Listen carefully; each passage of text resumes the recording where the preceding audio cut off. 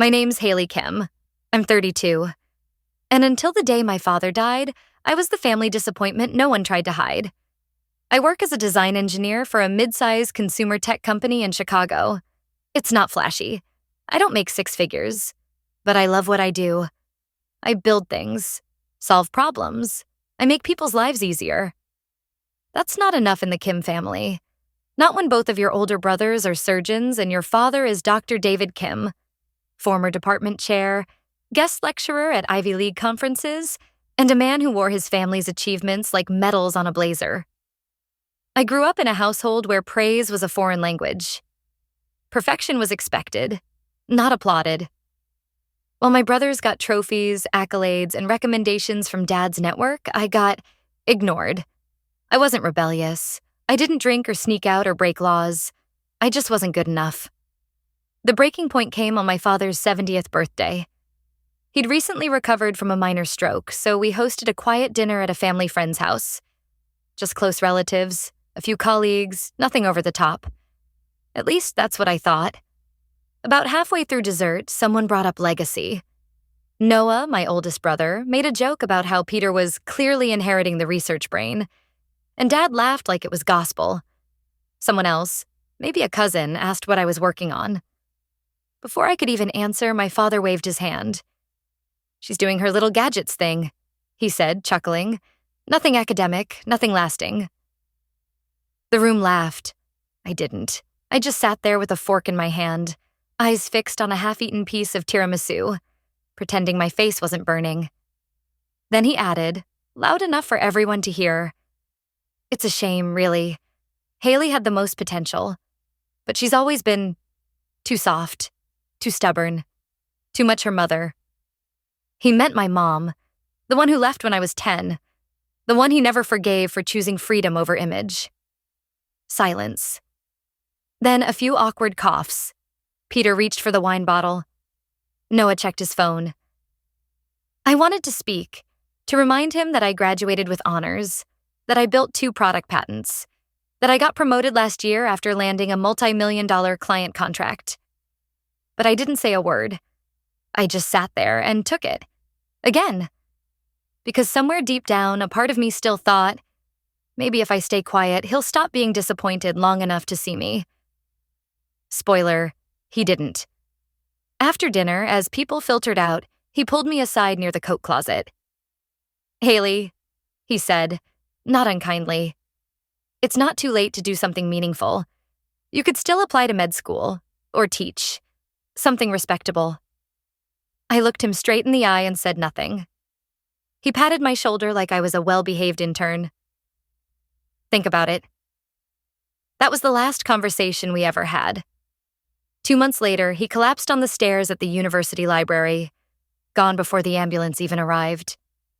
And somehow, in the middle of all the grief and the chaos and the barely veiled jabs from family about who would handle what he left behind, I received a letter from our family lawyer. Hand-delivered, thick ivory paper, my full name written in my dad's handwriting. Inside was a one-line note. "You always asked for nothing.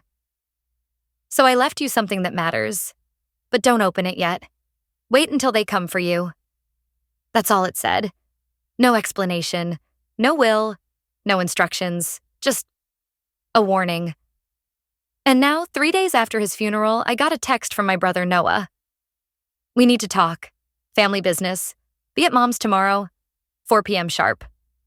No emojis, no condolences, just a command.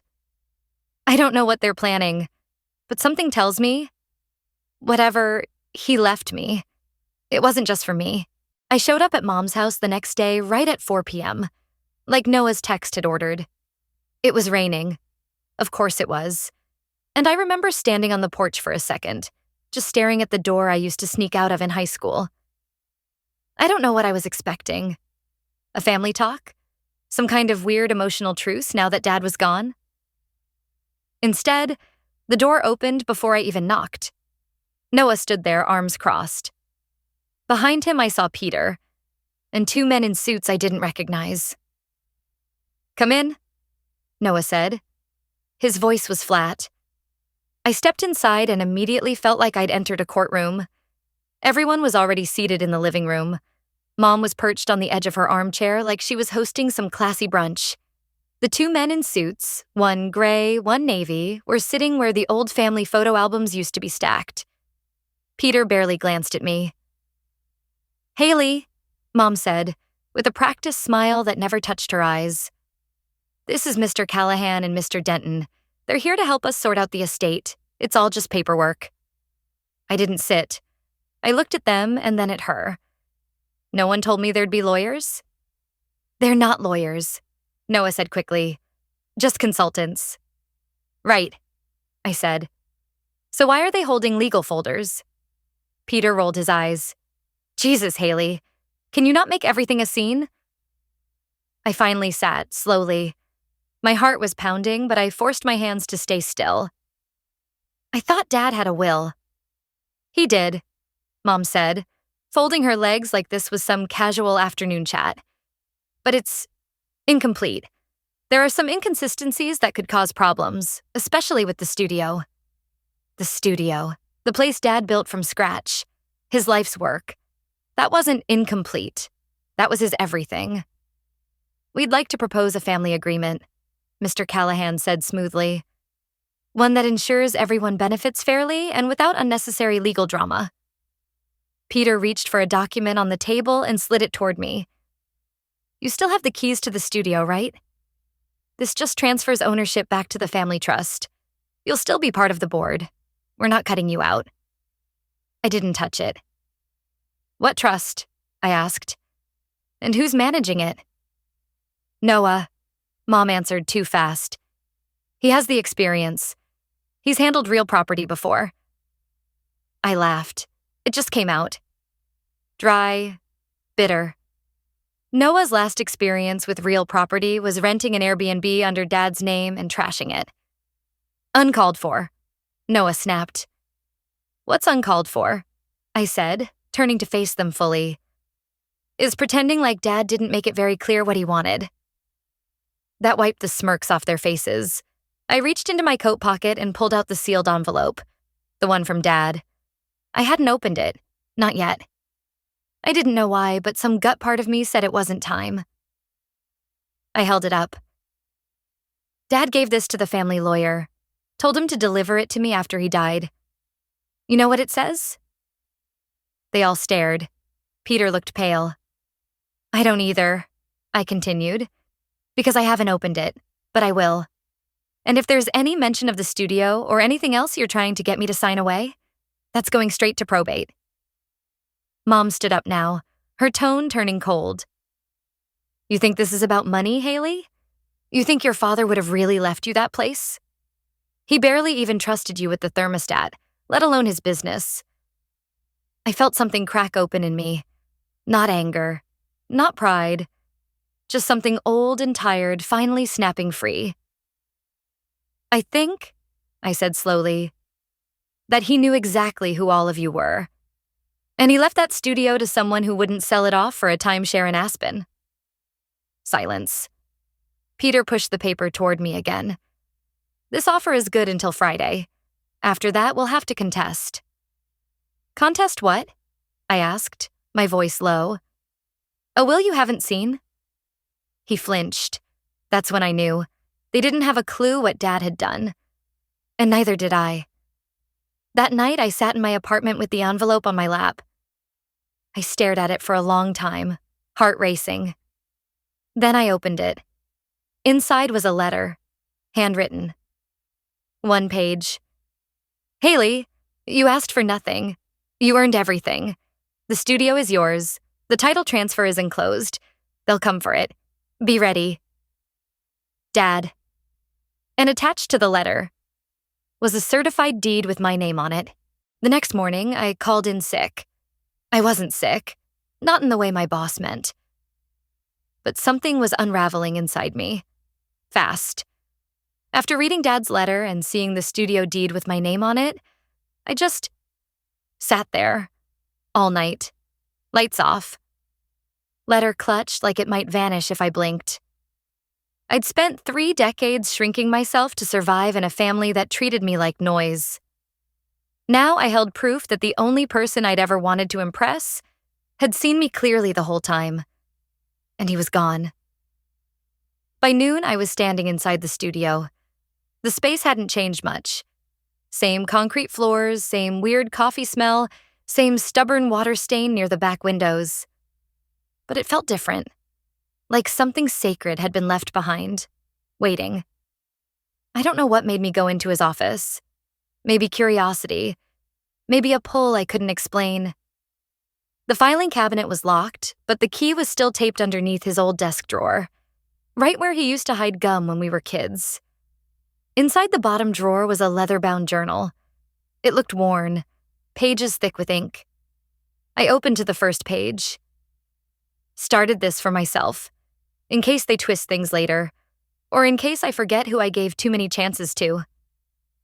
The handwriting was his, no doubt. Every page was dated. Every entry detailed another financial favor he'd done for my brothers or my mom. $30,000 wired to Noah for medical debt that turned out to be a Vegas trip. $18,000 to cover Peter's loan default that magically aligned with his girlfriend's new engagement ring. There were receipts, screenshots, bank statements, printouts of Instagram posts he'd saved as proof. My father, who never said a damn word, had documented everything. I flipped to the most recent pages. I gave Haley nothing because she never asked.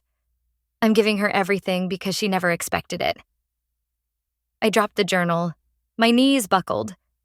Not from shock, but from the realization that my whole life I thought I was invisible to him. Turns out he saw more than anyone else. That afternoon, I scanned every page of that journal, uploaded it to the cloud, sent copies to my lawyer, just in case. And I still didn't know what I was going to do next, until Noah showed up. He banged on my door like he was the police. I didn't open it, just cracked the window next to the porch. "What do you want?" I asked, trying to sound calmer than I felt. He didn't waste time. "Mom says you have something that belongs to the family." "You mean Dad's studio?" He scoffed. "You think he meant to give that to you?" He was on blood thinners, probably not thinking straight. I wanted to scream, but I didn't. I just held up my phone and said, "I have a recording of this, by the way. Keep talking." That made him pause. Then he said something I'll never forget. "Fine. Keep it, but you should know, you weren't the first person he gave that deed to." I blinked. "What are you talking about?" He smirked. "Ask Peter about the version he got, dated 2 months earlier." And just like that, he walked off my porch. I stood frozen. I went back inside, dug through my files, found the title Dad had left me, dated July 17th. Then I pulled up my email and searched. And there it was, an auto-forwarded copy from our old family email chain. Peter had sent out a funny old memory in late May. Attached to that message, a PDF copy of a deed. Same property, different name. His. My stomach dropped. I don't know what hurts more. The idea that my dad promised it to both of us, or that Peter might have forged it first, betting I'd never fight for it. If you've ever had to question whether the last good thing someone gave you was even real, you'll understand the ache I'm sitting with right now. Not the kind of ache you cry over. The kind that burns quietly and makes you wonder if you ever really belonged anywhere to begin with.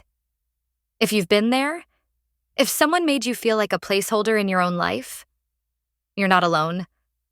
And I really hope you stayed. Because the next part? That's when I stop apologizing for existing. By the time I walked into Mom's house for the final discussion, I wasn't scared anymore. Nervous? Sure. But scared? I wasn't the same Haley they'd laughed off at Dad's birthday. I wasn't the soft-spoken daughter who smiled through insults and swallowed rage. I was someone who had proof. And more importantly, I was someone who had nothing left to lose. They were already waiting in the living room. Mom wore her hostess mask, all pleasant smiles and polished pearls. Noah and Peter were flanking her like bodyguards, stiff and smug. The two so-called consultants from last time were there again. Callahan and Denton, both with fresh leather folders and fake concern in their eyes. "Haley," Mom greeted me, all sugar and ice. "Thank you for coming. We really hope we can all move forward peacefully today." I sat down across from her. Didn't smile, didn't blink. Just laid my leather folder in my lap. Callahan started first, of course. As we discussed previously, the current title to the studio is, let's say, disputed. It's in everyone's best interest to settle out of court. We've prepared a revised version of the family agreement. I held up a hand. "No need." I brought my own documents. Peter rolled his eyes. "Haley, come on. Let's be adults. This isn't about punishing each other. It's about protecting Dad's legacy." I nodded. "Great. Let's talk legacy." I opened my folder and began laying the pages out on the coffee table. Page 1, the original deed to the studio, signed and notarized with my name on it. Page 2, a forensic audit report from a friend of a friend who works in digital forensics, analyzing metadata from the version Peter claimed Dad gave him. Page 3, a detailed side-by-side showing that Peter's document was created 3 weeks after Dad died. Peter's face turned pale. Noah shifted in his seat. "What is this?" Mom snapped. "It's called evidence," I said calmly. Peter forged a title transfer and sent it to family over email, assuming I'd never check metadata. Rookie move. Denton cleared his throat, clearly uncomfortable. "That's a very serious accusation, Ms. Kim." "It's not an accusation," I replied. "It's a felony. I've already sent these files to a lawyer. And before you ask, yes, an actual one, not whatever this is." Noah stood up. "You're gonna ruin everything over one stupid building?" I stood too. "It's not just a building. It's everything Dad built. And you were planning to sell it to fund a real estate flip in Arizona." Their silence told me I'd nailed it. Peter suddenly exploded. "You think you're better than us? Because Dad handed you something out of guilt?" My voice didn't waver. "Number, I think I'm the only one he trusted not to cash it in for a goddamn golf membership." And then I pulled out the last piece. Dad's journal. I opened it to the entry about the loan Peter had claimed for closing costs. I read it aloud. Peter asked for $45,000 to cover escrow. Found out he used it for a down payment on a Tesla. Never even said thank you. Peter lunged across the table, trying to grab the journal. And that's when Jason stepped out from the hallway. Yeah. Jason, my cousin. Peter's youngest son. "I told you she had it, Dad," he said, voice low but steady. "And I told you forging Grandpa's name would come back to bite you." Peter froze. Noah turned red. Mom sat there speechless. Jason looked at me, really looked at me, and said, "You were right. About all of it." Twist? Jason had been recording everything. He held up his phone. "Started back when Dad said he'd make sure you never touched a penny of that building. I didn't know what to do at first, but I couldn't watch them lie about Grandpa anymore." The room imploded. Peter lunged at his own son. Mom screamed something about betrayal. Noah stormed out. But me? I just stood there. For the first time in my entire life. I wasn't the one backing down. If you've ever been told to keep quiet for the sake of family while they tore your name apart, I want you to know, you don't owe anyone your silence. Especially not the people who built their comfort on your erasure. And if you've ever been the quiet one in the room, the overlooked one, the afterthought, please stay. We're not invisible anymore. The fallout was fast. After Jason handed over the full recording to my lawyer, we filed a formal report. Forgery, document tampering, attempted coercion. Peter tried to deny everything until he realized Jason had backed up the files to a drive before walking into that meeting. Noah went silent. Completely disappeared from group chats, even Mom's. He knew what was coming. Peter lawyered up, of course. But the moment we presented Dad's notarized deed and the forensic analysis of Peter's forgery, the air went out of his defense. He tried to settle. I declined. This wasn't about revenge. It was about truth. and dragging it out into the daylight. As for Mom, she didn't take it well. Not because of the legal stuff, but because I won. In her mind, that was the ultimate betrayal. I offered her a monthly stipend through a restricted trust, just like Dad had arranged. She called it charity. I called it boundaries. We haven't spoken since. The studio, though, that became something else entirely. I didn't just inherit a building. I inherited his unfinished blueprints. Dad had been working on a community workspace for underfunded design students. Tucked in a corner of the studio no one ever noticed. He left notes, drafts, even a list of names, young designers he'd mentored over the years, quietly, behind the family's back. So I finished it. I used a portion of the estate to renovate that space. Turned it into a functional co-op studio with free access to tools, mentorship programs, and workshops. Named it The Quiet Room, because that's what I had been. The quiet one. Until I wasn't. Jason ended up moving in with me that summer. He's in college now, studying environmental design. He helps run the co-op on weekends. He's good at it. Thoughtful. Observant. He doesn't want the spotlight, just a place to build something real. I see myself in him. The version of me I wish someone had seen sooner. Rachel, our cousin, reached out too. Quietly. Said she never knew the truth about what her dad was doing. She visited the co-op last month. Sat in the back of a class. Didn't speak, but cried the whole time. She said she'd be back. I believe her. Peter took a plea deal. Community service. Fines. But the real punishment wasn't the court. It was the press release we put out when I relaunched the studio under my name. Legally, publicly, permanently. Every sponsor, every contractor, every former mentor of his saw it. And when people asked where Peter had gone, well, he just became another guy who got caught taking credit for someone else's legacy. And that stung more than jail ever could. You know, I used to think closure meant getting an apology. Getting the people who hurt you to say, I was wrong. But that's not it. Closure is waking up one day and realizing you don't need their permission to move forward. It's not about proving your worth.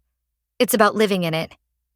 I still walk into that studio some mornings, embrace myself for the echo of disappointment. But then I hear a student laugh. I see someone sketching by the window where Dad used to drink his coffee. And I remember, he left me something more powerful than money.